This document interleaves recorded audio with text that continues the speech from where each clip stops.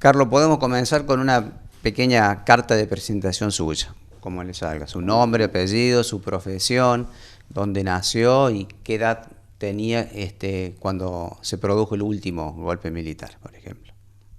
Bueno, yo nací en San Juan, soy egresado de la escuela secundaria, la escuela normal, esas escuelas normales poderosas que habían en esos tiempos. Después de recibirme, fui a estudiar a Córdoba, iba un año adelantado, y ingresé en la Facultad de Derecho. Al segundo año de estar en la Facultad de Derecho, ingresé a la agrupación que se llamaba el Movimiento Integralista, que fue un movimiento que llegó a tener mayoría en la universidad. En el año 66, cuando viene el gobierno o la Revolución Argentina o la dictadura Onganía, nosotros éramos mayoría en la universidad. En nuestra facultad, por el sistema DON, éramos sobre cuatro consejeros estudiantiles, nosotros sacábamos 3 por el DON. Y por 20 votos nos sacamos los 4. Es decir, era una mayoría muy grande, y ahí en toda la facultad, en toda la universidad. Era un movimiento de extracción cristiana que se definía como nacional y popular, y los cuadros de a poco los cuadros dirigentes se fueron definiendo en el peronismo. Bueno, cursé la carrera, ingresé en el año 62, en el 64 ya estaba militando en esa agrupación, y era una movilización muy importante que se hacían en esos tiempos por el presupuesto universitario, épocas de los tacos de las chicas. Vamos por el centro, a la altura del Cabildo, por calle Trejo, nos reprime la policía muy fuerte con los caballos de esa época, y estábamos haciendo una sentada, que era una de las técnicas que se usaban para frente a la represión. Es decir, se usaban en todo el mundo, era el sit-in, le decían los norteamericanos, los hippies. Y bueno, nos sentamos y cargó a la policía. Y bueno, salieron todos corriendo por la calle Trejo para atrás, y yo, como tenía muy buen estado físico en esa época, en vez de correr para atrás, corrí para el costado. Es una anécdota, porque las anécdotas sirven también. Y corro por el costado, en pasillo, y voy para el lado de la Plaza Martín por el pasillo. Cuando termina el pasillo estaba una guardia completa de policía, entonces doblo a la izquierda, me meto en un lugar con luz, era el patio de lo que fue el Cabildo, o de lo que fue la famosa centro de detención muy tortuoso después del 76. Y bueno, me detuvieron. Esa fue mi primera detención, época semidemocrática, porque digamos, las mayorías estaban proscriptas en la Argentina, a pesar de que nosotros existía una democracia plena dentro de la universidad. Una de las caracterizaciones que hacíamos en la agrupación era de que se vivía adentro de la universidad democracia plena como premio a la participación de los estudiantes en el golpe del 55, que llegaron a ser comandos civiles, la Federación Universitaria, que nosotros no integramos, llegó a usar las armas inclusive en el golpe del 55. Nosotros no participábamos de los centros de estudiantes porque consideramos que la universidad había sido entregada a esos reformistas de entonces, por su participación en el golpe. Bueno, estuvimos en esa época, en la universidad era democracia plena, afuera había proscripción. En el año 64 también se produce un movimiento nacional muy grande y gremial, donde hay una huelga y se toman miles de fábricas en el país. Y por primera vez desde el 55, nuestra agrupación toma la universidad en adhesión al movimiento obrero nacional. Y bueno, nos quedamos la noche anterior, nos escondimos en los baños y aparecimos a las 6 de la mañana, que era la hora que se lanzaba, a las 7 de la mañana más o menos, la toma de fábrica en el país. Nosotros desplegamos nuestros carteles y quedó tomada la universidad.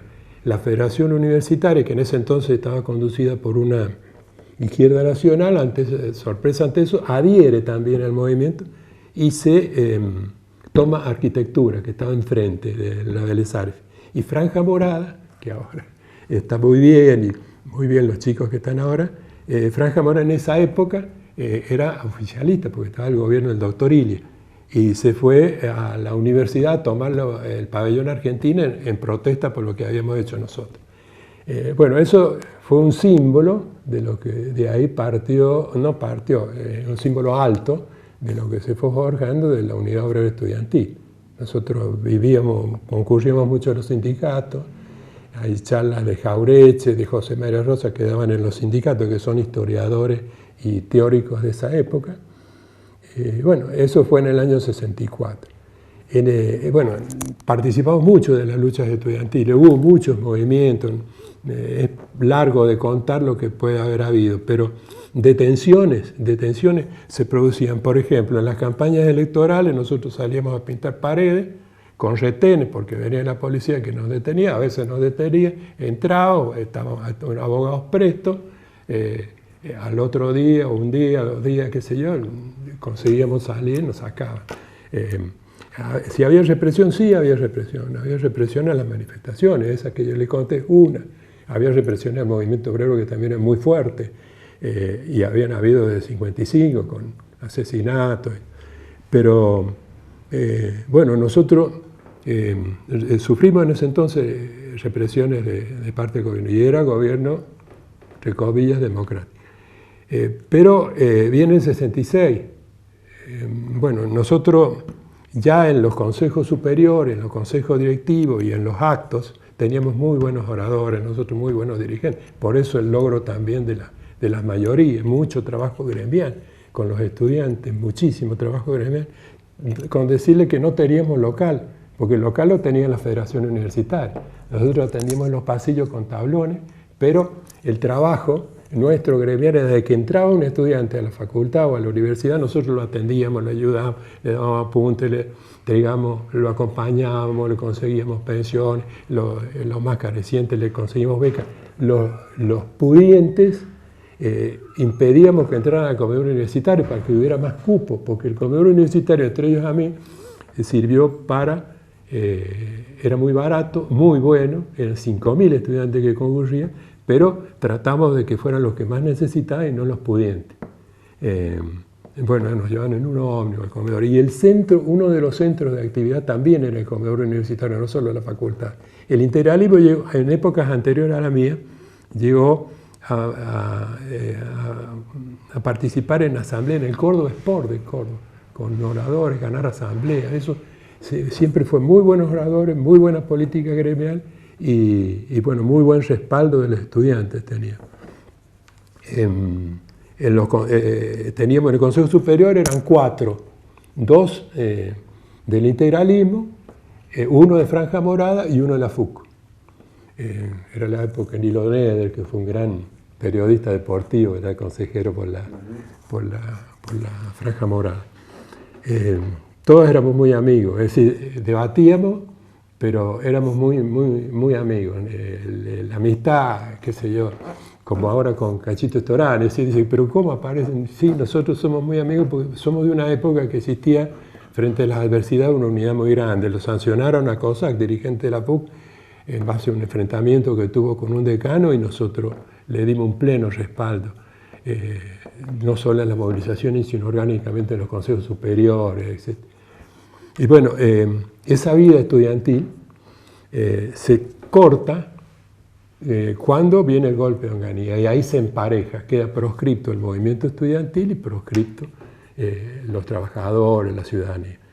En el 66, de nuevo, se hace una asamblea muy grande en la ciudad universitaria de cerca de 10.000 estudiantes para decidir las medidas a tomar. En eso todas las agrupaciones, siempre el tema, todas las agrupaciones de oposición, nosotros otras. Todas las agrupaciones dicen que había una coordinadora de agrupaciones, estábamos todos juntos en una coordinadora, pero decidimos por asamblea cómo se seguía. Todas las agrupaciones decidieron, que no éramos nosotros, postularon levantar la huelga que había comenzado y luchar desde adentro, para evitar el desgaste, y nosotros, huelga general por tiempo indeterminado. Es decir, eso es otra que nos caracterizaba. Siempre el movimiento integralista fue al frente, muy fuerte. Ahí tengo un libro escrito por un reformista, donde destaca esa cualidad. Los muchachos eran, ¿cómo le puedo decir?, primera línea de la pelea, siempre primera línea. Y ahí, bueno, huelga general por tiempo indeterminado, se vota abrumadoramente, los estudiantes no votan a favor, ¿no? Entonces se larga la huelga. Y ahí, bueno, se decía hacer una asamblea a los 15 días en Plaza Colón, a los 15 días se va a hacer la asamblea, y fue cuando venían las manifestaciones y lo matan a Santiago Pampillón. Que ahí estalla más el movimiento estudiantil. El movimiento nuestro, que siempre iba a la punta, usaba dos técnicas. Aparte de la propaganda, que la hacíamos muy bien, la técnica de lucha, ¿no? La técnica era la lucha activa, que eran las manifestaciones de calle, actos relámpagos, asambleas, etc. Los actos relámpagos eran en las esquinas, aparecíamos de golpe, decíamos discursos y que se iba la gente, y después desaparecíamos cuando venía la policía. Panfleteamos y después manifestaciones masivas. Pero, paralelo a esa huelga, los mejores dirigentes nuestros, los consejeros, conciliarios y egresados del Interalem, se lanzan en huelga de hambre en el Cristo Obrero, lugar donde había estado, que era la parroquia universitaria Cristo Obrero.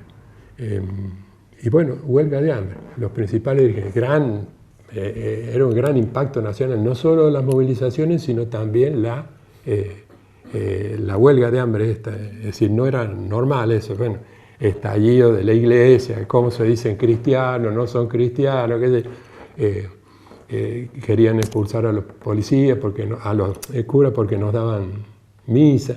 Y bueno, se produce la huelga de hambre paralelo a las asambleas y los movimientos de calle. Es decir, había una resistencia pasiva, técnica muy importante, que se usaba mucho en el mundo, en Berkeley, y todos los hippies contra la guerra de Vietnam. Y resistencia pasiva, Gandhiano nos decía, con la huelga de hambre.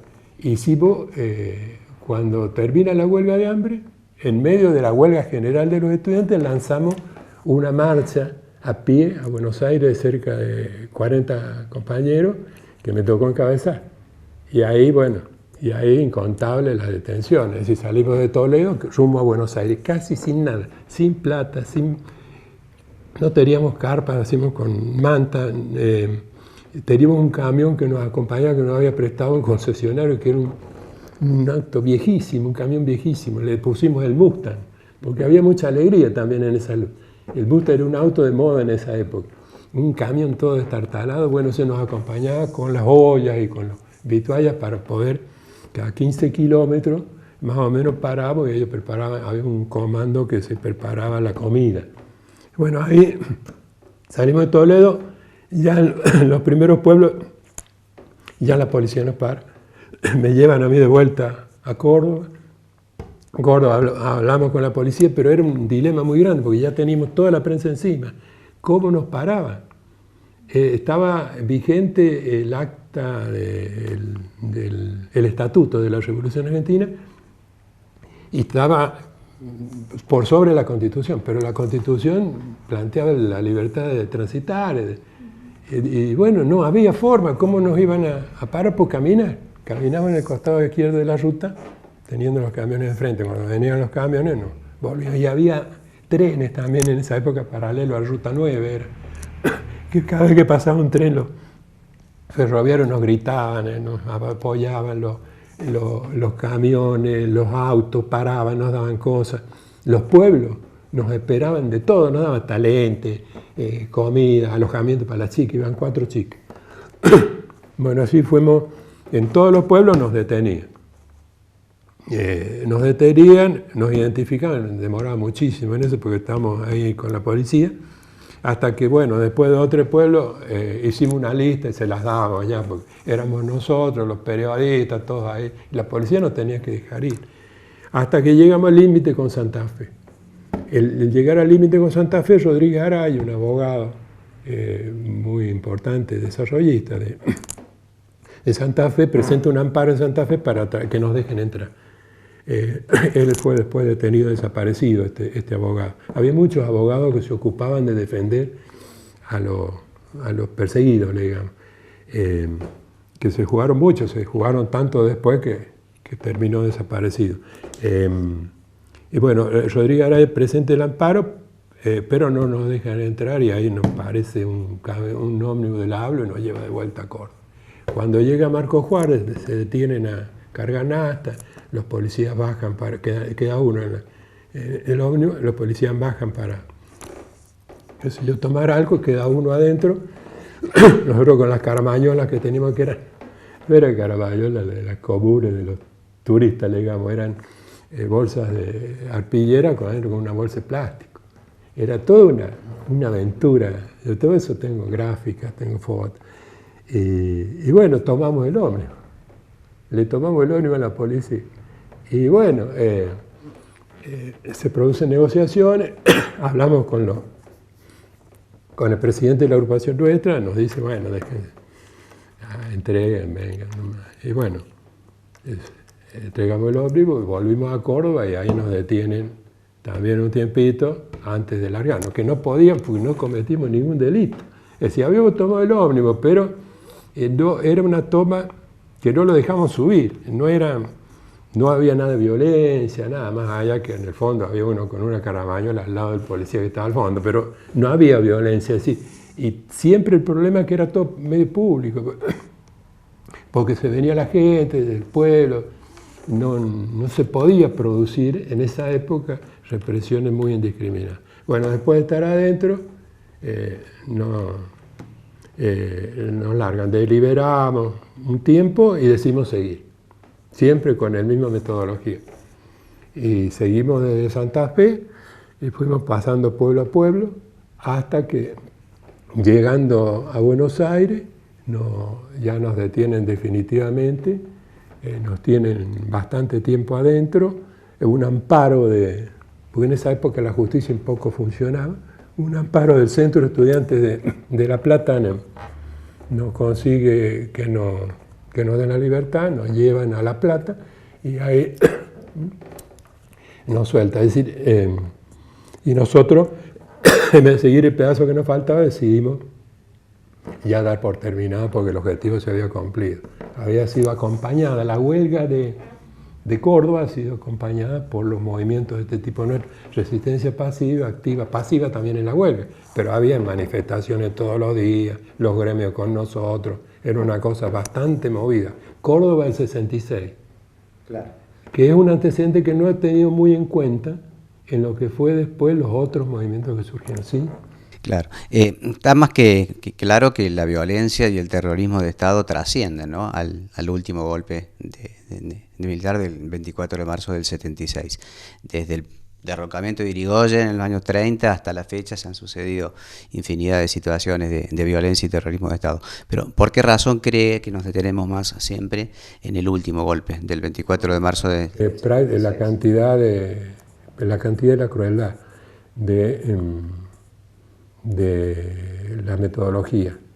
Es decir, más allá de las razones que pueda tener una u otra parte, existe una metodología muy cruel que fue tomada de entrenamiento, no es espontánea porque eran malos, es porque era una metodología con antecedentes universales, Argelia, Francia, los movimientos, el entrenamiento en Paraná, etcétera, para tortura, la forma que se hizo fue, lamentablemente, cada día se discute, más en estos tiempos donde el individualismo prevalece, y los grandes valores prácticamente han casi desaparecido. Hay una derrota cultural terrible, un retroceso cultural terrible en la Argentina, pero el tema es que la crueldad con la que se exterminó casi una generación completa, los mejores hombres de nuestra generación,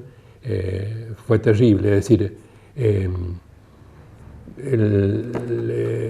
los muchachos arrojados de los aviones, las torturas, los hijos, indecible, la familia,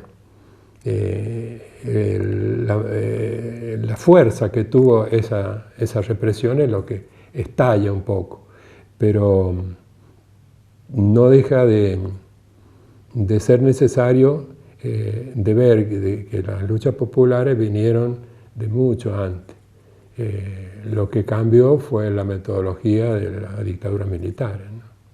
¿En qué situación te encontrabas vos en tu vida en marzo del 76? Bueno, desde Estábamos en el 66. Bueno, ahí yo llego a la presidencia de la agrupación nuestra de Derecho, y le digo, la agrupación era más poderosa que los centros estudiantes en votos, en gente, en actividad, en consejeros. Durante la época del cogobierno soy presidente de la agrupación, después soy presidente de la Federación Integralista de toda la universidad, y después en el 68 creamos una organización nacional muy fuerte también, Nordeste, Rosario, Santa Fe, Buenos Aires, Tucumán, Cuyo, que tuvo mucho protagonismo en lo que viene a ser la época de los grandes estallidos sociales, ¿no? Viene el 73, ahí personalmente yo tomo una posición con algunos sectores, ya habíamos ingresado en la política fuerte, y hay dos debates grandes que me toca protagonizar, que es el debate de cuando se arriba la democracia, año 73, el debate donde yo estaba militando políticamente, se debate si hay que votar en blanco por una desviación izquierdista muy grande o había que participar en la campaña electoral. Yo estaba en Lurebiel y tuve que volver a Córdoba, presidir una reunión del peronismo de base, que se llamaba la agrupación que yo estaba, y bueno, fuimos vencidos. Quedó la mesa directiva, que eran todos obreros menos yo, nosotros prácticamente 2 o 3 y un salón grande, todos votando por el planteo de votar en blanco, es decir, nosotros tenemos que... Entonces, esa desviación prácticamente ahí desaparece la agrupación nuestra, porque nosotros nos quisimos llamar Peronismo de Base 17 de octubre. Lo mismo pasó en Buenos Aires, lo mismo le pasó a algunas agrupaciones guerrilleras, como la FAP, sacó la FAP 17 de octubre, Montonero con Montonero Lealtad.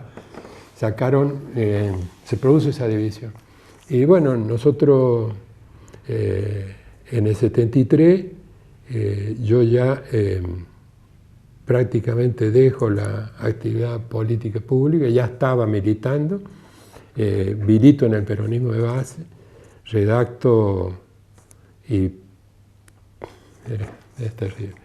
La redacción, el tipeado, la impresión y la distribución a las motos que venían para repartirlo en la fábrica de un periódico que se llamaba Evita, del peronismo de base, en una casita chiquita de Barrio de la Flor en el fondo, donde no es por decirle, pero la forma de militancia que vivíamos era, en mi cama no había colchón, eran unas mantas nada más, digamos, una precariedad absoluta, pero haciendo ese tipo de militancia. Y bueno, engancha el 76, y en el 76, antes del 76, el presidente del Senado Provincial sanjuanino, igual que yo, me dice, mira, se viene brava la mano, Carlito, te tenés que ir.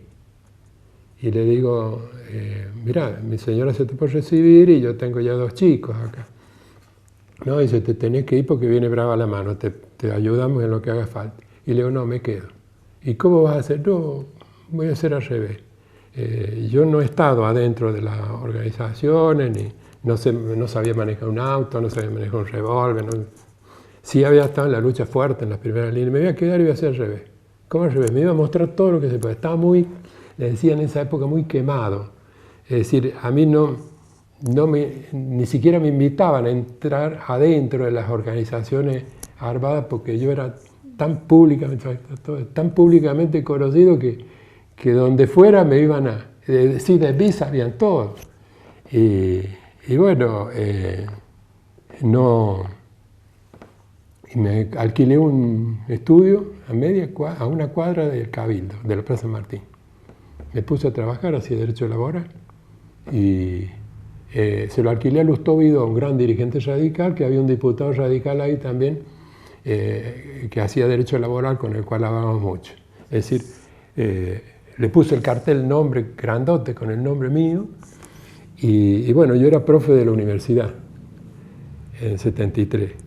Y entré en el 73 a profe de periodismo, de ciencias sociales y de derecho, de sociología e introducción a la filosofía, con material clásico de las materias, pero también material de avanzado en esa época. En el 76, por supuesto, me despide. Ya llega el telegrama, por la ley que había, presunta actividad subversiva, me despide.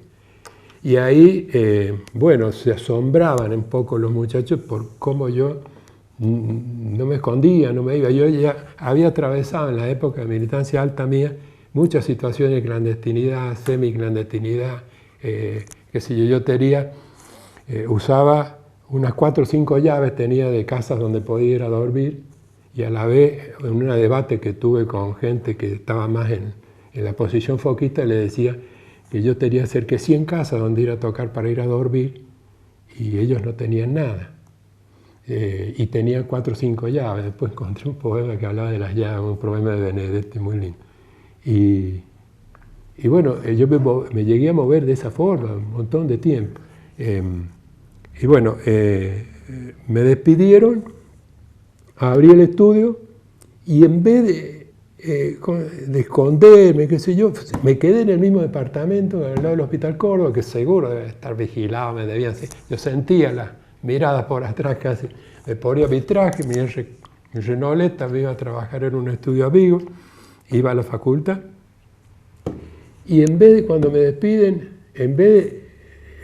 me fui a cobrar el último aguinaldo, bien laboralista, el aguinaldo, vacaciones, el último sueldo, leo. Cuando entré a la facultad ni le cuento a los amigos que me cruzaba por ahí, se Caleta. Y bueno, voy a la tesorería y me dicen, no, ese tiene que ir el decano tiene los cheques. Voy al decano, el decano era un capitán ontólogo, decano de la Facultad de Derecho. Habían varios docentes echados ahí y entre ellos Aracena, el Caimán Aracena, un gran amigo de la Franja Morada, que estuvo detenido conmigo en el año 70, una toma de ingeniería. Y bueno, me presento a la... Esto estaba hablando del 76. En el 70 no conté la toma de ingeniería, que fue muy fuerte, porque tuvimos un montón de días presos, en encausados, con la cárcel rodeada de estudiantes, de trabajadores, huelgas, etc. Y en esa época, cuando me detuvieron en esa toma, en el año 70, 1.500 detenidos hubieron, 1.500, una suma. No había comisaría ni patio de cabildo que alcanzara para los detenidos. De esos seleccionaron 13. 12 los encontraron y a mí no me encontraban. Porque yo un poco me metizaba siempre en el montón. Y andaba tipo de los servicios con pañuelito negro en la cabeza por los balcones ahí del cabildo con la foto mía. Y las chicas que estaban en una pieza grande ahí, las chicas detenidas que habían recibido todo tipo de agresiones, es largo de contar lo que violento, ahí sí fue muy violento, muy violento. Hicieron de todo con las chicas. Me mandaron llamar y yo me iba cambiando por las filas que estábamos hasta que llego donde está la chica. Me dice, te están buscando, con fotos y todo.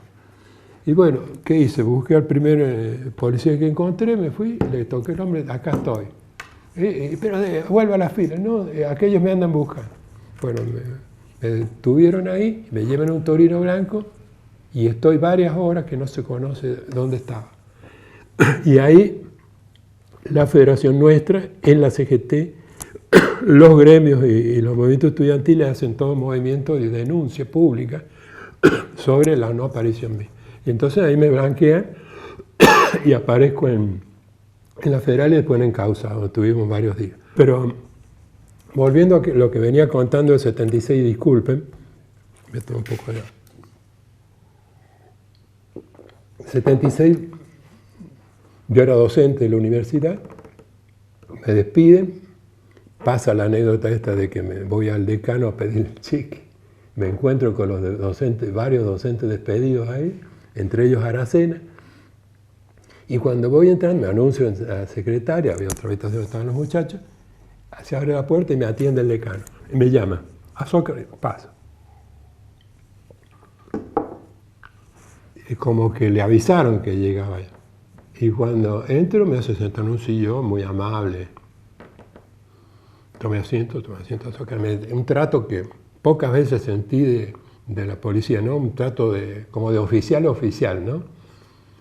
Doctor me decía, yo le decía señor, porque yo no hice la colima, no sé cómo eran los grados, nunca supe.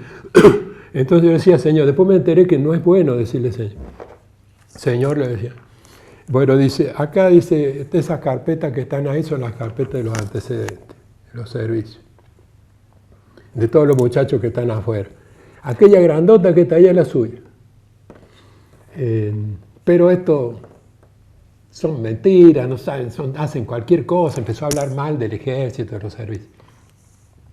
Si usted está de acuerdo, vamos a poner la carpeta acá, no importa lo que espere, vamos a ir papel por papel, informe por informe, y el que usted me diga que no es así, doctor, lo tiramos.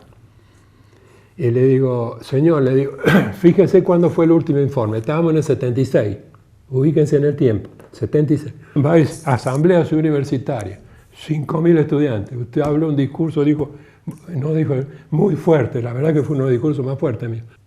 ¿Qué año me dijo, señor? 1970.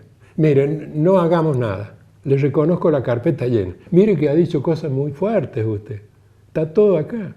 Reuniones, se ve que había todo, dice, acá hay reuniones, viajes suyos.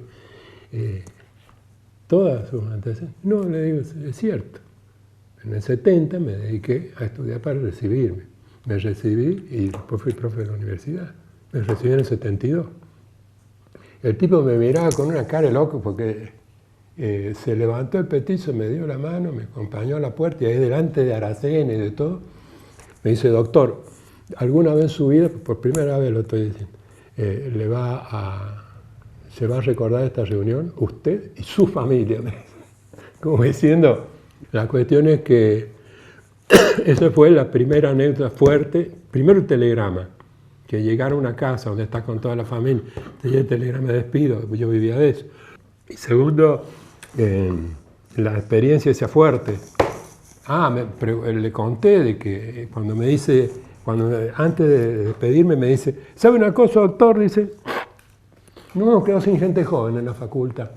¿No quiere quedar en las cátedras? No, le digo, no, le digo, ya me he abierto un estudio, hay también todo al revés, ¿no? Un estudio, ahí con el doctor Lustó Vidó, y allá nos manda al frente. Y allá, ahí en una cuadra del Cabildo, me he puesto un estudio y estoy trabajando en Derecho Laboral, ya tengo clientes de la Renault, eran clientes y compañeros de militancia. Yo en esa época también trabajé mucho con las agrupaciones gremiales de fábricas, ¿no? De fábrica y de distintos lugares de trabajo. Se llamaban 26 de julio las agrupaciones que yo asesoraba. Y bueno, le dije eso, estoy ahí, cualquier cosa, yo me dedico al derecho laboral. ¿No quiero? No quiero. Y bueno, ahí me despedí. Esa fue una experiencia fuerte. De ahí, no sé cómo decirle, pero yo la había vivido mucho antes.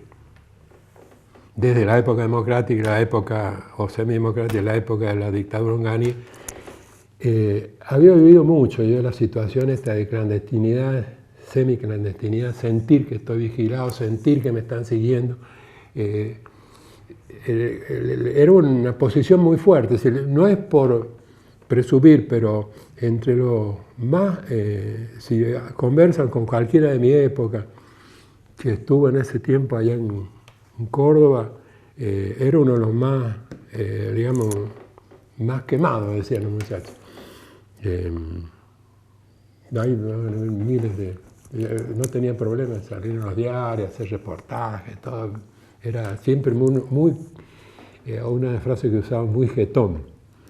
Era jetón y era a la vez muy pública mi militar.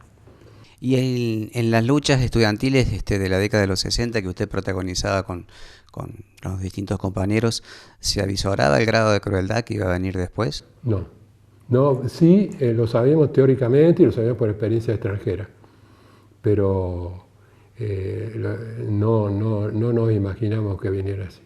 Y es más, vivirla desde Córdoba, enterándome cómo iban cayendo uno u otro compañero.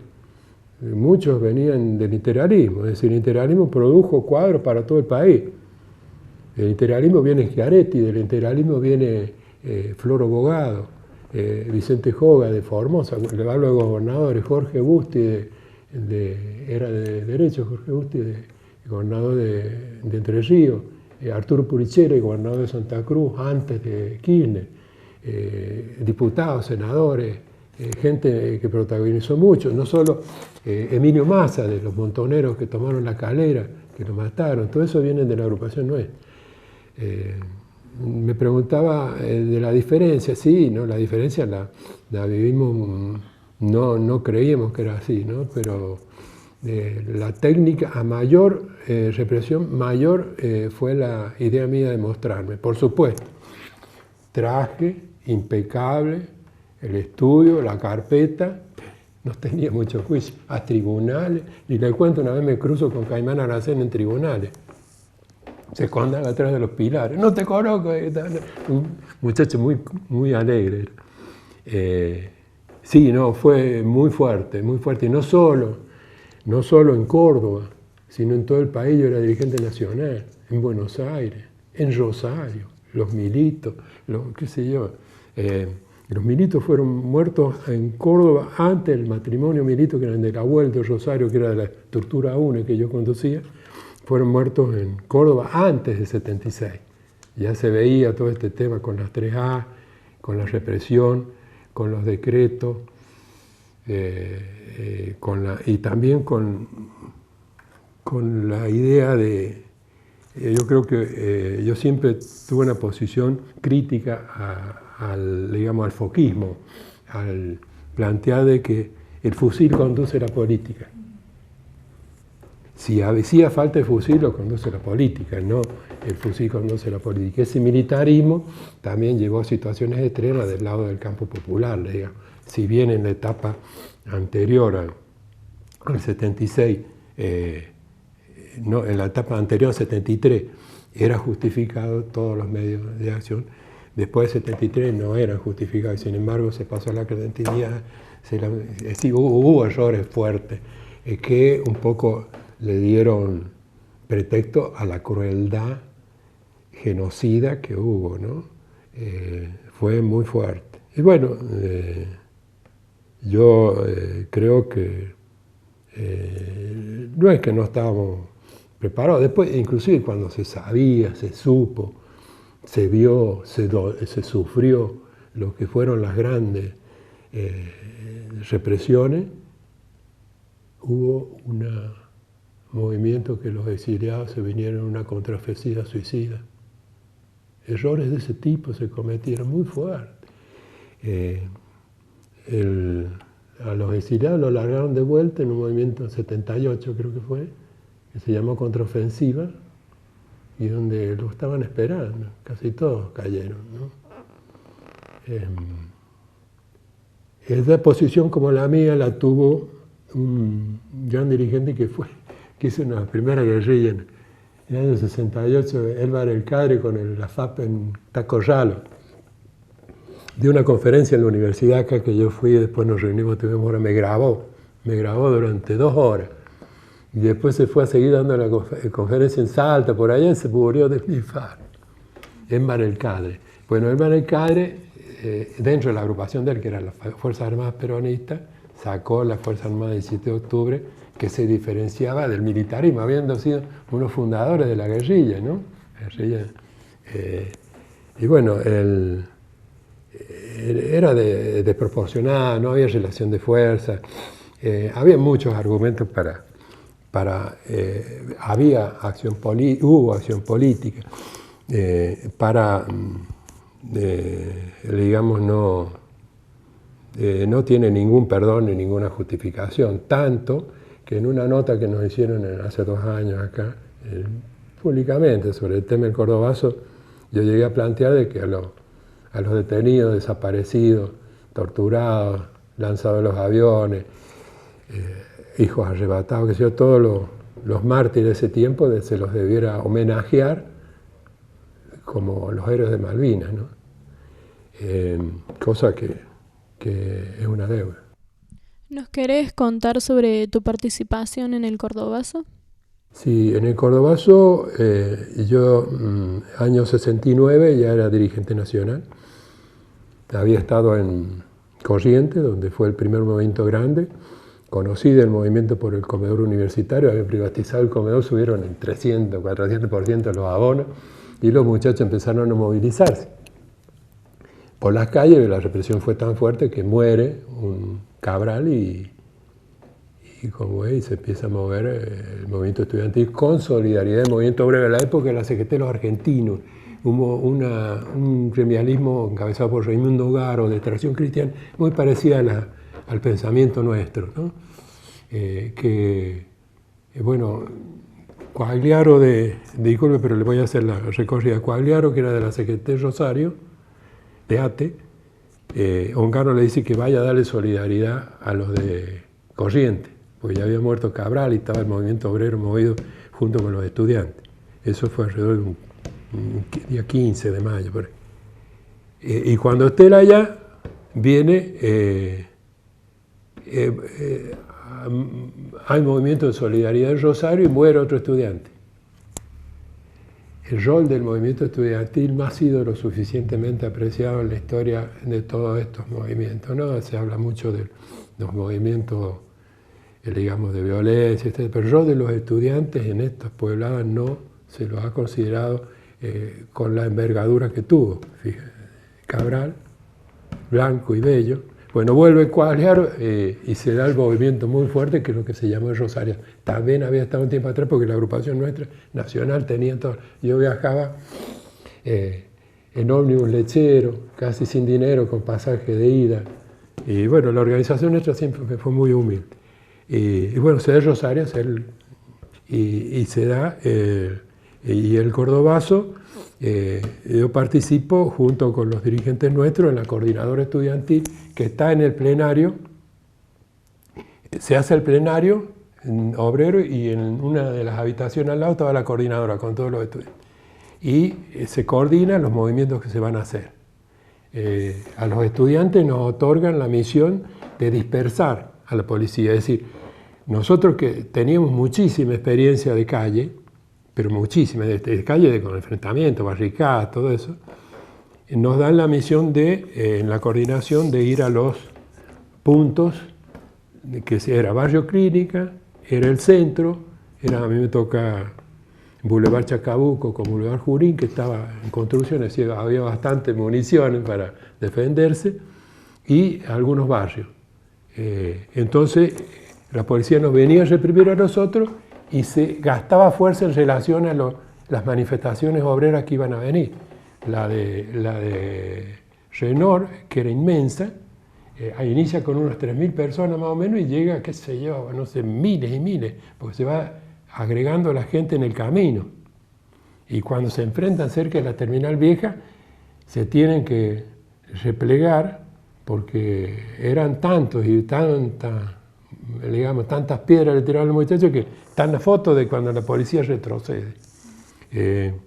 Nosotros, los estudiantes, tuvimos la misión de primero organizar y de segundo participar en la dispersión de la policía, con barricadas, con piedras, contra la policía, los Neptunos, que venían que eran camiones que nos tiraban camiones hidrantes, y la policía no dio abasto, tanto frente, no dio abasto que se terminó retirando. La participación fue muy directa, no solo personal, sino también en la organización. Participó también, hay que decirlo, más allá de las ideas y las posiciones, el actual gobernador Schiaretti. Era un hombre muy luchador, muy buen orador en aquella época. Y muchos muchachos conocidos. ¿Y fuiste perseguido por las 3A? No. Sí, pero les puedo contar una anécdota que es dura. Yo estaba de docente en Córdoba, era docente ordinario, las universidades estaban intervenidas. Y la idea mía era venirme a Río Cuarto.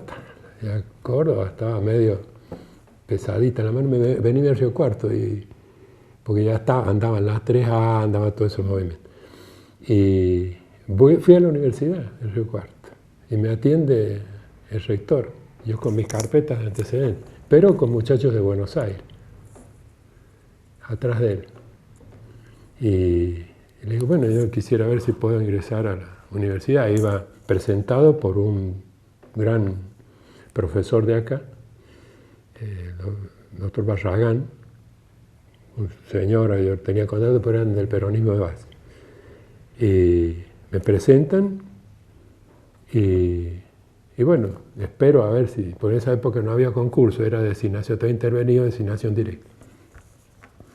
Y me llega la noticia, Barragán me dice, no podés entrar a la universidad. Entonces estoy hablando del 73. ¿Por qué? No, te vetaron los porteños.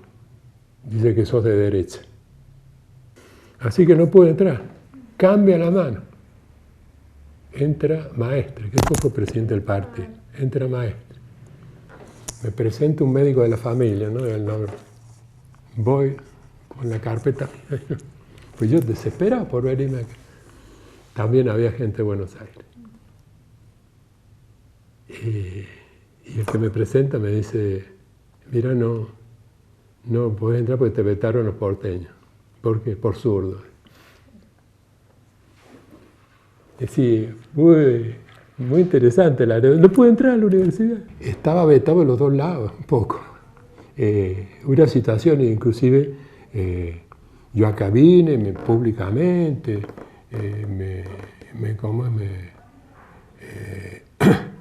me presenté, abrí el estudio, puse una placa grandota en la calle Irigoyen de Coso, empecé de a poquito. Como era maestro, si había sido docente, agarré una tiza y empecé a recorrer los sindicatos, a dar clases de formación de dirigentes sindicales sobre derecho laboral. Y daba clases con pizarrón y todo derecho laboral, y con eso, al poco tiempo, fui abogado de muchos sindicatos y llegué a tener un papel bastante importante como abogado laboralista durante muchísimos años. En alguna de tus tantas detenciones, Carlos, ¿conociste la tortura? ¿Cómo te trataron? No, yo te contaba que las detenciones mías fueron en la época de Onganía y en la época de Ilia. En la época posterior no fui detenido. Curiosamente no fui detenido. Pero sí hay anécdotas para mostrar un poco el nivel.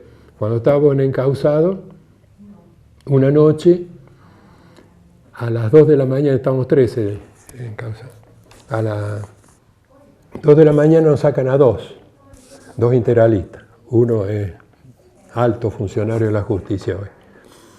Y nos llevan a las 2 de la mañana, antes de salir el director nos hace revisar por el médico, nos desnudan y lo hacen firmar a los policías de la Federal que nos sacaban, pero que salíamos sanitos, que estábamos bien, ¿no?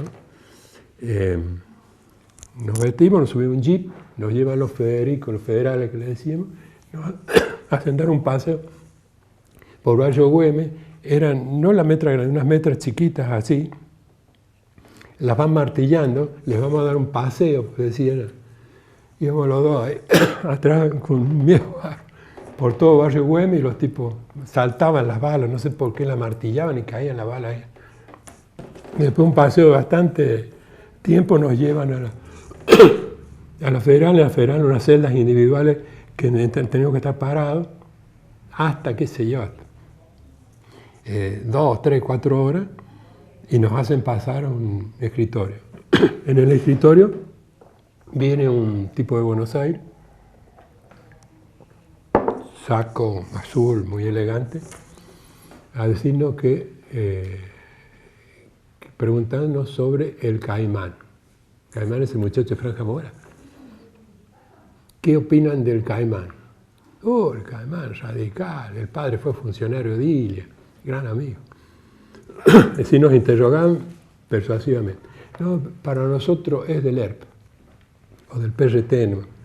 No, le digo, ese es radical, ese está con las elecciones, ese no está con la lucha armada, es conocido, dirigente. No, pero es un radical raro, ¿no?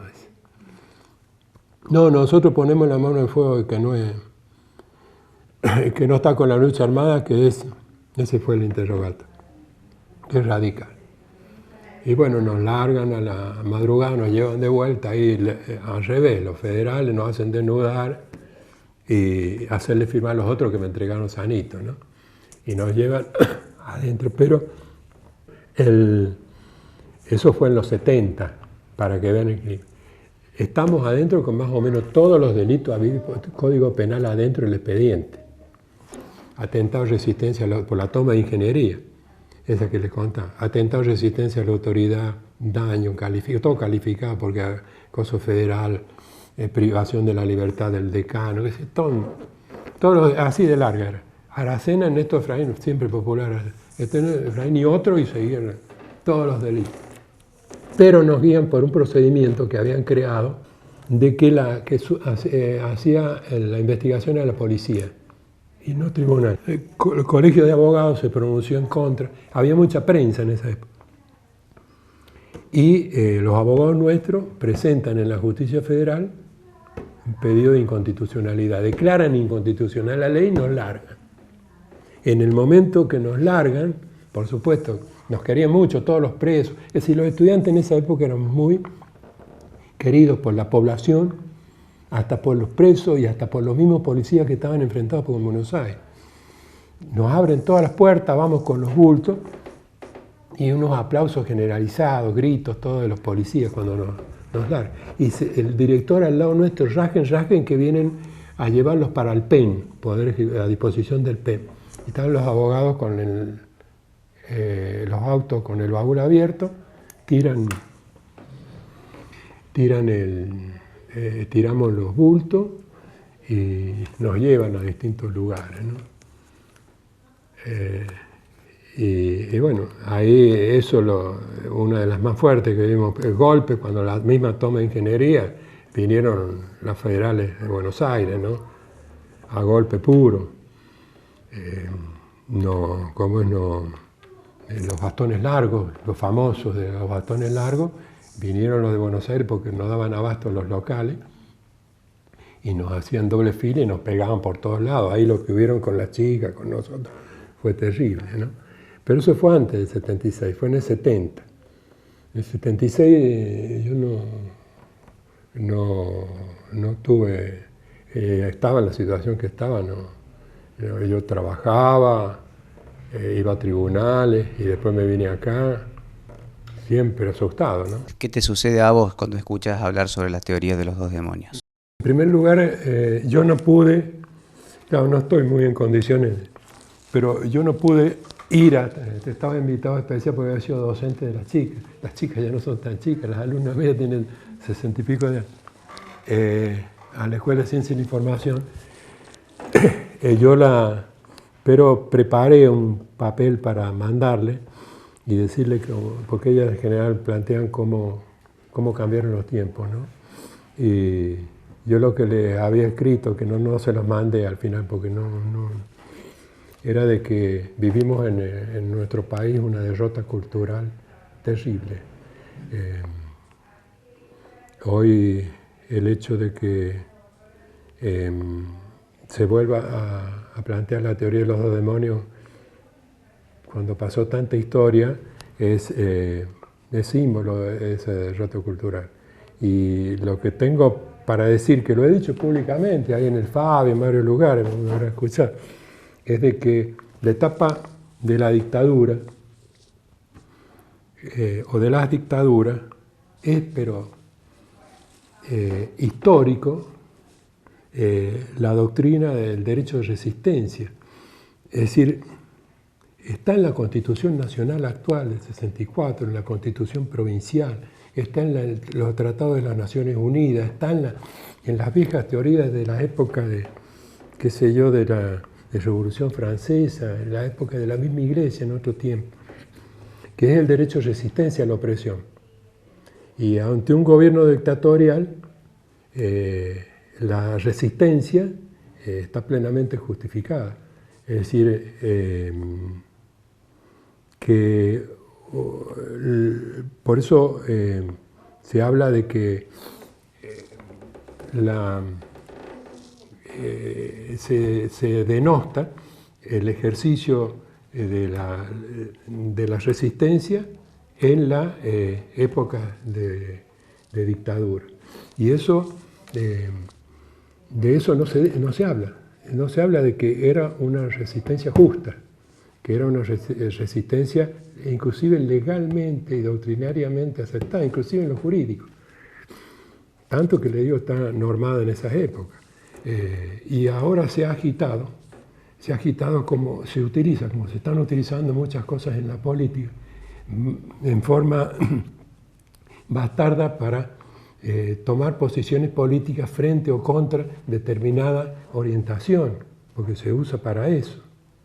Y se usa para eso sin saber que muchos, inclusive de los que la están resucitando, estuvieron en esas luchas, como en el caso de quien está primera en las encuestas en la Argentina, y eso simbra la derrota cultural, como es el caso de Patricia Bullrich. Patricia Bullrich, yo la conocí, ella fue una gran luchadora en esa época. Y ahora denosta eso, la corriente de ella denosta eso. ¿Por qué? Porque la está utilizando políticamente frente a las otras posiciones. Yo por eso creo que reflotar ahora la teoría de los dos demonios es una utilización política de una historia en la Argentina, ¿no? Es decir, ¿por qué no hablamos del derecho de resistencia en vez de la teoría de los dos demonios? Yo estoy dispuesto a dar el debate donde sea sobre eso. ¿Qué simbolizan para vos los 30.000 desaparecidos? ¿Qué rostros te vienen a la mente? Muchos, yo nombré algunos y son muchos. ¿Qué buscaban esos 30.000? No es lo que buscaban. Primero, lo que hay que saber, que algo tal vez no es muy conocido, que la gran mayoría, en altos porcentajes, no tengo los números en este momento, pero están estudiados. Ahí del Frade, el diputado de Santa Fe, que realizó grandes denuncias con el tema Vicentini, hace poco publicó una estadística. Y me impactó, pero ya lo sabíamos, ¿no? De que la gran mayoría de esos desaparecidos y asesinados y torturados durante esa época son menores de 30 años. Y de esa cantidad de desaparecidos son muchos los obreros y muchos los estudiantes, muchísimos. Es decir, por eso, por eso yo siempre digo de que es una generación, de los cuales habemos algunos pocos sobrevivientes, y que murieron los mejores, ¿no? Ustedes tienen acá en Río Cuarto mucho, y bueno, en Córdoba y a nivel nacional ni les cuento, ¿no? Y me vienen miles a la memoria en este momento, no quiero dar nombres porque es ser injusto con los que no nombren, ¿no? Pero hay de todo, ¿no? Actualmente, Carlos, ¿tenés relación con algunos compañeros de lucha de aquellos tiempos? Bueno, ahora voy a dar un nombre, porque está bien. Viene siempre Río Cuarto, sabe venir, vino con Guitarra del Mundo. Uno de los cuadros del integralismo de Tucumán, miren dónde estoy. Está en Buenos Aires, recorre el mundo, con Guitarra del Mundo, y ha venido a Río Cuarto, que es Falú. Él era compañero del integralismo y tenemos relación. Yo estoy en Río Cuarto, que Río Cuarto es una isla en la Argentina. Telefónica, a través de amigos, a través de la historia, conozco hasta la historia personal última de él. Juan Falú, que le mataron el hermano en Tucumán, que hace poco descubrió los restos del grupo de antropología forense, para darte un nombre, ¿no? Y bueno, en contacto con acá en Río Cuarto, voy a dar nombres gente del gobierno, pero sin decir que yo tengo algo que ver con el gobierno, porque yo cuando me metí a la justicia me retiré totalmente de la política, año 2004. Carlos Gutiérrez estuvo mucho tiempo detenido. Ricardo Sosa, este otro virito, también estuvo, pero no 2 días, estuvieron 5 años detenidos. Y con ellos no tengo mucha vinculación porque ellos están en el gobierno, es otra actividad que tienen, ¿no? No tengo vinculación directa con ellos, pero las tuve en un tiempo y están ahí cerca, ¿no? Todos ellos me respetan mucho. Y Y bueno, les puedo dar centenares de nombres. Imagino que para tu generación debe haber sido lo más esperado fue la recuperación de la democracia. Y sí, ahí tenía, no la pude, ahora se las quería mostrar. Hay una foto del año 87 para mostrarte, cuando fue el golpe de cara pintada. Y la tengo impresa inclusive. La estuve buscando en esa caja que tengo en el archivo y no la pude encontrar. La tengo en el celular y en la compu. ¿Dónde viene? Cachito Torani, radica. Chachi Llamosa, en la primera fila de una gran manifestación. Voy yo, viene Avendaño, viene Virri, socialista, vienen todas las expresiones de los distintos colores, que en eso siempre con Cañito hablamos nosotros de pluralismo, de la unidad. Venimos de otra época nosotros. Ahora existe mucho sectarismo, ¿no? Nosotros vivimos la apertura de democracia muy fuerte, con mucha emoción, que después de tanto tiempo, ¿no? Es lo mismo cuando vino estos cimbrones, como fue el 87, nosotros sin dudarlo nos juntamos de vuelta, ¿no? Todo, cosas que no pasaron después. Pero, ¿qué deudas nos podría señalar que tenga la democracia para con tu generación? No, deuda de la democracia no, nosotros ya pasó la etapa nuestra, ¿no? Lo que sí somos, en el caso mío, soy un crítico permanente. Por ejemplo, cuando viene la pandemia, me vino una gran alegría cuando el presidente convoca a la lucha contra la pandemia y Negri sale y le dice comandante, algo así, le dice vamos a trabajar todos juntos. Ahí directamente elaboré una consigna y se la pasé a los muchachos, unidad nacional frente a la pandemia. ¿Qué pasó? Los antivacunas, la lucha, la pelea, del otro lado se fue, en vez de unirse. Yo vengo del terremoto de San Juan, nací en el año del terremoto, donde todo el país se unió frente a una catástrofe. Fue terrible, 15.000 muertos, no hubo saqueo, hubo todo tipo de asistencia y solidaridad. Y ante situaciones como esa, toda la dirigencia debió haberse unido y no se unió, ¿no? Entonces yo creo que en eso coincido con Francisco, con el Papa, de que hay una democracia atrofiada, ¿no? Atrofiada por deudas de valores que se han perdido, ¿no? Se han perdido mucho. Nunca más, ¿qué significan estas dos palabras, Carlos? Sí, yo diría nunca más al sectarismo, nunca más al individualismo, nunca más al egoísmo, nunca más al consumismo, nunca más al liberalismo.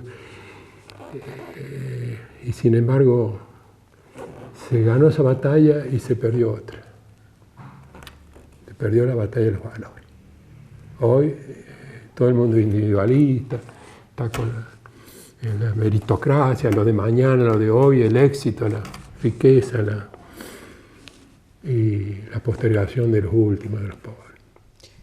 Hemos visto que el siglo XX se ha caracterizado por una permanente violencia y terrorismo de Estado, ¿no? Desde el año 30 hasta el último golpe militar del 76.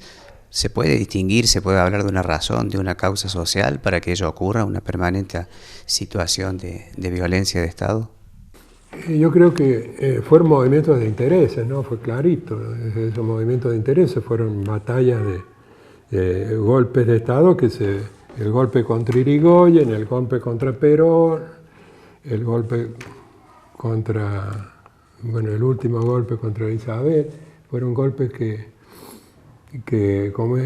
mediante la fuerza militar y la violencia militar y la crueldad y el poder de las armas se derrotó a gobiernos que expresaban otro tipo de intereses, más de las mayorías, más populares, más la clase media, más la producción, más la defensa nacional. Respondían a intereses determinados. Pero lo que ha quedado claro en el mundo también, que hoy esas mismas batallas se están dando, pero con otros medios. Hoy ya no existe la doctrina de la seguridad nacional. Hoy la doctrina de la seguridad nacional se ejerce a través de la prensa, a través del poder económico, a través de las alianzas internacionales, a través de captar la cultura, la mentalidad de la población, con una propaganda superior a la propaganda hitleriana. Hoy no podés prender un medio de comunicación que no te esté arengando ideas que penetran en la población. Es decir, esos medios tienen, hoy creo que los mismos poderes que tenían los militares, hoy tienen la prensa, tienen el dinero sin límite, tienen la conciencia que le ha llegado a la gente, tienen, están al borde de tener las mayorías democráticas. Es decir, que creo que los mismos intereses que fomentaron los golpes militares hoy están con otros medios, en el mundo, no solo acá. Acá hay que ver el contexto. La dictadura de Onganía, Levington, Lanusse, provocó una resistencia unánime, casi unánime de la población. Por supuesto, había gente que lo apoyaban y que lo adherían, pero la mayoría, sobre todo el movimiento obrero, el movimiento estudiantil, los intelectuales, la universidad, era más allá de los matices, que eran muchísimos, porque había mucho debate ideológico, político de alto vuelo, de altísimo vuelo, a nivel nuestro y a nivel internacional, pero en el fondo, en la acción, estaba ejerciéndose el derecho de resistencia del que hablábamos la otra vez. El derecho de resistencia que está legitimado con las constituciones actuales, la provincial, las Naciones Unidas, etc. Existe históricamente. Cuando hay un régimen de opresión existe el derecho natural a la resistencia. Se ejerció el derecho de resistencia de distintas formas. Y ahí, aparte de la movilización obrera y la movilización estudiantil, comenzaron a surgir organizaciones armadas, que fue el gran debate de que si se elegía la vía electoral o si se elegía la vía violenta, la vía de las armas. En general, hasta cuando se produce la apertura democrática en 73, hasta ese entonces era un poco consentido y admitido la existencia de distintos niveles de acción. Como que, el mismo Perón decía una guerra integral de la cual existían distintos tipos de movimientos políticos, gremiales, violentos, inclusive contra la dictadura. Al 73, cuando se produce la apertura democrática, ahí viene un gran debate porque históricos dirigentes de la guerrilla, como es Enver el Kadri, como fue el sector de los montoneros que se llamó Lealtad, y otros sectores juveniles políticos plantean prácticamente la disolución, dejar las armas y colaborar con el gobierno, que es un poco lo que se produce. Pero otros sectores plantearon seguir con las armas. Y seguir con las armas no solo, a pesar de estar algunos ejerciendo en la primera parte del gobierno, siguieron, pero los reúne, intenta incorporarlo, no lo logra, lo enfrentan, y ahí se va produciendo lo que en la juventud había tenido mucha expansión y desarrollo en la campaña electoral con Cámpora y todo, se produce lo que los orientales le llaman, los clásicos de la guerra, el cerco y el aniquilamiento. Es decir, se aíslan de la población, mantienen la misma metodología de la otra época y se produce la indiscriminada, cruel, asesina, represión de altísimo nivel, donde ocurrió lo que todos conocemos. Sintéticamente, yo quiero destacar la década del 60 como una década, no solo en Córdoba o a nivel nacional, sino también a nivel universal. Fue una década muy proficua, muy creativa. Es la época del Mayo francés, de Luther King, de los Kennedy, de la Revolución Cultural China, de la Revolución Francesa, de todo lo que fue el movimiento del Tercer Mundo, los curas, las nuevas encíclicas, un movimiento cultural, para sintetizar las distintas vertientes que hubieron, bastante de avanzada y bastante atractivo para la juventud, que se embanderaba en esas grandes banderas idealistas, ¿no? En todo el mundo. Nosotros tuvimos como punto más alto la expresión del cordobazo, y en particular, yendo a los testimonios, a nosotros, como les decía la otra vez, nos tocó a los estudiantes coordinadamente atraer a la represión en el centro de la ciudad y el barrio Clínica para dispersar el ataque a las columnas de fabriles que iban a venir. Y así ocurrió, efectivamente, en el centro barricadas, manifestaciones de estudiantes, y estaba más débil el ataque de la policía a los manifestantes. Eso permitió que, por ejemplo, esa famosa filmación frente a la vieja terminal de ómnibus, cuando logran el repliegue de las fuerzas del orden, los caballos cuando se vuelven, era porque no tenían la fuerza suficiente. Y bueno, cuando se produce lo de Máximo Mena, que lo matan, se corre, los chasquis de esa época eran motos. En el acto todos nos enteramos casi de lo de Máximo Mena y explota. Y esa fue la chispa que encendió la pradera del Cordobazo. Tiene una trascendencia histórica que ha sido reconocida, ¿no? La dirigencia sindical. No ha sido destacada suficientemente la participación en el Cordobazo de lo que es el lanzamiento de la CGT de los argentinos con Raimundo Ongaro, que era un peronista de tradición cristiana que llegó a ser un sindicalismo alternativo con un periódico redactado por Rodolfo Wall, la CGT de Córdoba, inclusive distintas vertientes ideológicas, radicales, de izquierda, peronistas de una u otra orientación, se unieron en la CGT de los argentinos. Habían otros afuera que después se pusieron de acuerdo para el Cordobazo, pero era muy importante la presencia en Córdoba, donde en Córdoba el Labor, el ESMATA y varios gremios, Luis Fuerza, muchos gremios tenían personalidad propia, discrepaban con las conducciones nacionales. Entonces, eso permitía que, como cordobés, un poco se unieran a pesar de sus diferencias, ¿no? Y sus diferencias grandes a nivel nacional. Lo mismo nos pasaba con los estudiantes, en esa época éramos muy unidos a pesar de pensar cuestiones diferentes. En lo que viene a ser los testimonios directos, después de la acción en el centro, en la zona de Boulevard Chacabuco, donde estaba, lo importante es destacar que en esa época la población, en un lugar de clase media más bien alta, era en ese momento Nueva Córdoba, hoy estudiantil. En esa época salían con muebles, con trastos y todo, nos daban para hacer barricadas. Es decir, la barricada teníamos el respaldo también de la población, nos protegían cuando cargaba la policía, nos abrían las puertas. Bueno, después de todo el movimiento que hicimos en el centro, a mí en particular me toca un departamento en el centro donde unos 30 militantes integralistas estábamos ahí, estuvimos en el departamento, vino un ataque de la policía a un allanamiento, algunos nos avisaron, un chiquito nos avisó, conseguimos salir, otros no, después el vecino del chiquito por la ventana, yo veía los que habían estado conmigo en la avenida Colón sentados en el medio de la calle con las manos en la nuca, los tenían y después los llevaron a los consejos de guerra, después los largaron. Eso fue, y a mí me costó llegar a mi domicilio, que estaba unas 10 cuadras, crucé al otro día, cuando estaba ocupado por el ejército, cruzo.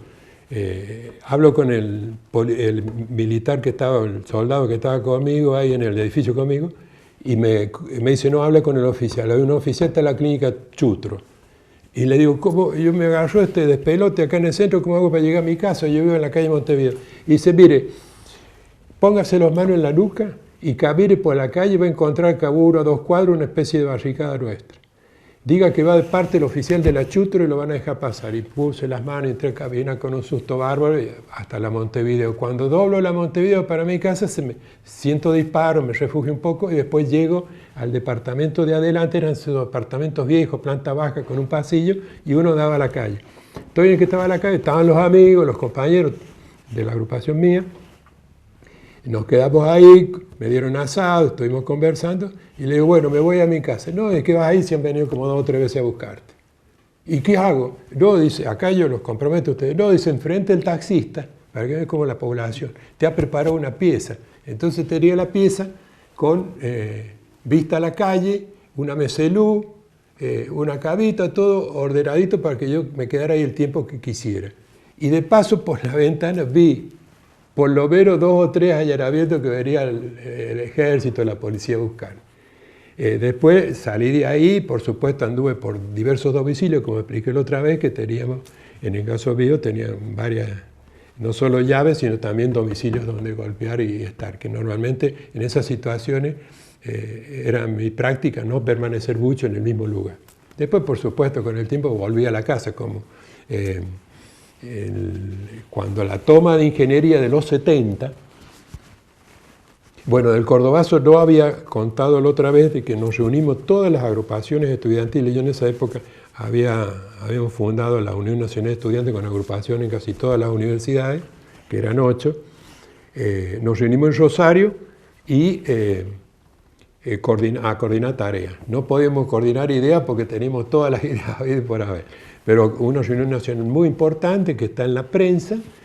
Bueno, la prensa en esa época nos daba mucho publicaba lo nuestro, más allá que algunas críticas, pero había publicidad, no se escondía, ¿no? Nosotros teníamos nuestros comunicados, todo salía en los diarios, las acciones, los pronunciamientos. Y bueno, esa reunión muy importante, se coordinaron acciones en todo el país posteriores al Cordobazo. En la toma de ingeniería, yo quería destacarla porque esta fue en el 70, alrededor del 30 de mayo del 70. Ahí intervino la Policía Federal, porque jurisdicción federal, era mucha gente, estaba desbordado, ingeniería por conflictos estudiantiles. El decano quedó adentro, que nos ayudaba a negociar con el juez para que nos dejaran salir sin detener. Acordó con el juez eso, pero la Policía Federal, que vino de Buenos Aires, que se enfrentó incluso a la Policía Provincial, por eso a veces la Policía Provincial estaba en algunas partes con nosotros, cuando estuvimos detenidos, como que nos apoyaban, ¿no? Pero ahí la Federal fue terrible, con esos bastones largos del famoso de Buenos Aires, intervinieron, golpearon, y hay crónicas de ataques a la gente de los que estábamos ahí, y cito un diario de la época, dice, la joven, no doy el nombre, una de las últimas estudiantes que abandonó la facultad, 7 policías pretendieron violarla despojándola de sus prendas interiores. Su resistencia impidió, dijo la joven, que consiguieran su propósito, pasando entonces a ser objeto de tocamiento impúdico. Posteriormente la colocaron contra la pared, le hicieron cruzar la calle, haciéndolo sentar en un montículo de arena, agresiones obscenas de palabra y de hecho, golpe que hizo perder el conocimiento.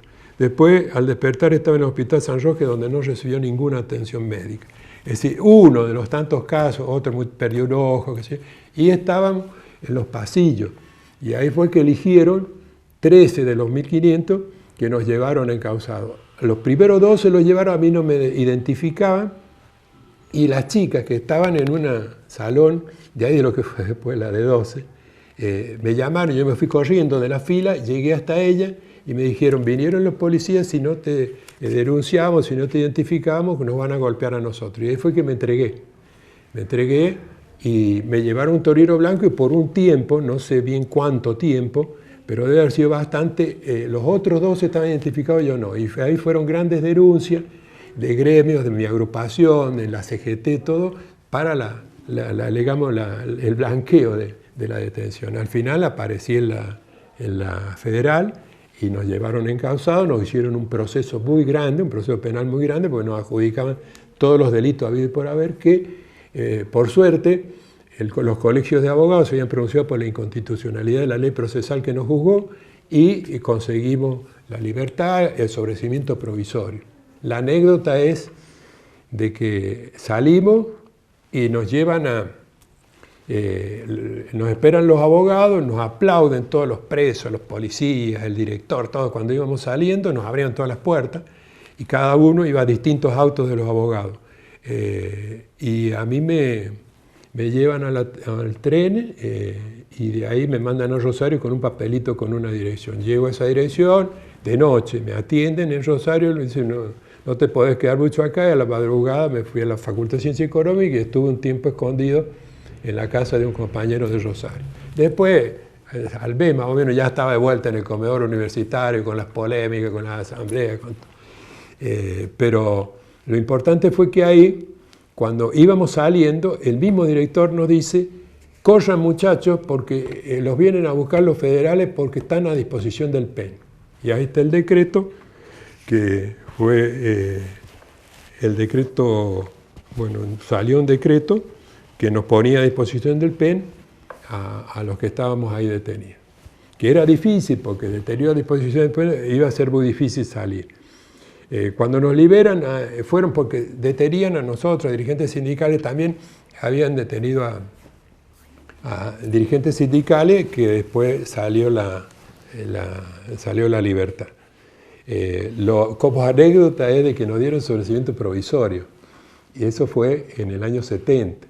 Después del 73, cuando yo era profesor universitario, fui al juzgado federal, pedí del archivo, era abogado ya, pedí el archivo, el expediente, que eran varios cuerpos con fotos, para ver las fotos, y vi que teníamos sobreseimiento provisorio, no teníamos sobreseimiento definitivo, es decir, estuvimos del 70 al 73 con el orden de captura que había en el expediente. Por suerte a ninguno nos detuvieron, si no hubieran detenido no sé qué hubiera pasado. Y bueno, ahí los junté, los avisé a todos que pidieran sobreseimiento definitivo para quedar bien en regla, ¿no? Esa es una anécdota importante porque refleja un poco la época. El decreto del PEN fue el 2449/70, reservado. Eran decretos secretos que después, en los últimos gobiernos, se autoriza a publicar los decretos secretos, y entonces sale la publicación. Con lo cual, yo hacía chiste que salía con la fecha casi actual, le mostraba a mis compañeros de trabajo en tribunales, y le decía: mira, me pusieron a disposición del PEN porque tenía fecha actual. Lo que pasa es que publica en fecha actual decretos viejos reservados, del año 70.